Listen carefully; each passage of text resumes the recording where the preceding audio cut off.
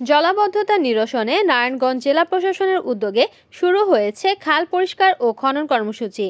নগরীর বিভিন্ন এলাকায় খাল দখল ও ময়লায় ভরাট থাকায় বৃষ্টির পানি স্বাভাবিকভাবে নিষ্কাশন না হওয়ায় প্রায় সৃষ্টি হয় জলাবদ্ধতা। এতে জনদুর্ভোগ চরমে পৌঁছায়। এই পরিস্থিতি থেকে মুক্তি পেতে নারায়ণগঞ্জ জেলা প্রশাসনের পক্ষ থেকে নেওয়া হয়েছে খাল খনন ও পরিষ্কার কার্যক্রম। বৃহস্পতিবার 7 আগস্ট দুপুরে ফতুল্লার ওয়াবদাপুল এলাকায় বাংলাদেশ পানি উন্নয়ন বোর্ডের উদ্যোগে ডিএনডির প্রকল্পভুক্ত এলাকায় বিভিন্ন খালের দূষণ রোধে জনসচেতনতামূলক গ্রিন অ্যান্ড ক্লিনের আওতায় সাইনবোর্ড স্থাপন, লিফলেট বিতরণ ও মাইকিং কার্যক্রম উদ্বোধন করেন জেলা প্রশাসক মোহাম্মদ জাহিদুল ইসলাম মিয়া। জেলা প্রশাসক মোহাম্মদ জাহিদুল ইসলাম মিয়া বলেন, গত 10 মে আমরা জেলা প্রশাসনের পক্ষ থেকে নারায়ণগঞ্জ জেলায় একটি কর্মসূচি গ্রহণ করেছিলাম, গ্রিন অ্যান্ড ক্লিন নারায়ণগঞ্জ। সেই কর্মসূচির ধারাবাহিকতায় এই শহরকে পরিষ্কার করার উদ্দেশ্যে আমরা খাল খননের একটি কার্যক্রম শুরু করেছি।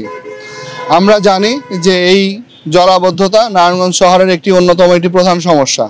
এই জলাবদ্ধতা নিরসনের জন্য আমরা ইতিমধ্যে যে সমস্ত এলাকা জলাবদ্ধতায় আক্রান্ত, আমি সব এলাকাগুলো পরিদর্শন করেছি। পরিদর্শন করে আমরা একটি টিম গঠন করে দিয়েছিলাম আমাদের পানি উন্নয়ন বোর্ডের সম্মানিত এক্সিএন মহোদয়, এবং তাদের সহায়তা নিয়ে আমরা সেই টিমের রিপোর্ট অনুযায়ী আমরা মন্ত্রণালয়ের সাথে কথা বলেছি এবং মন্ত্রণালয়ের সহযোগিতা নিয়ে আমরা নতুনভাবে এই খাল উদ্ধার কার্যক্রম শুরু করেছি।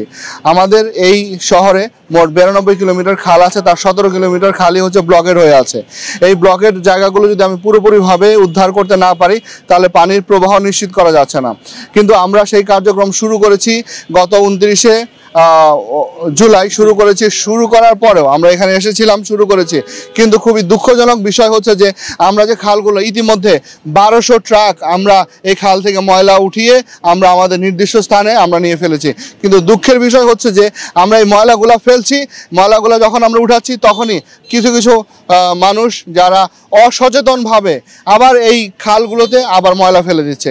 যদি এইভাবে চলতে থাকে তাহলে আসলে আমরা যে এই ট্রাকে ট্রাকে ময়লা নিয়ে ফেলছি এটির আউটকাম আসলে নগরবাসী পাবে না।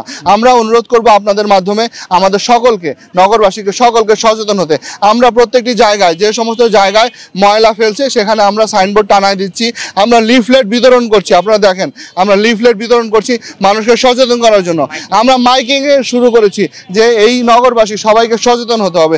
যদি সচেতন আমরা না হই, আমরা খাল পরিষ্কার করব আর কেউ কেউ খালে ময়লা ফেলবে, একজন ময়লা ফেলে সমস্ত নগরবাসীর জন্য কষ্ট বয়ে নিয়ে আসবে, এটি আসলে অনাকাঙ্ক্ষিত।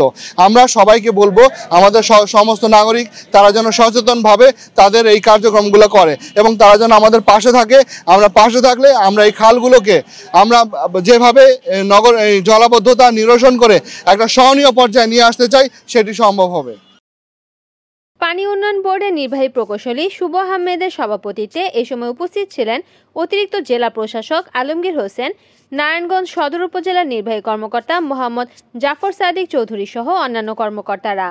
রিপোর্ট করেছেন সাগর খান, NN TV, নারায়ণগঞ্জ।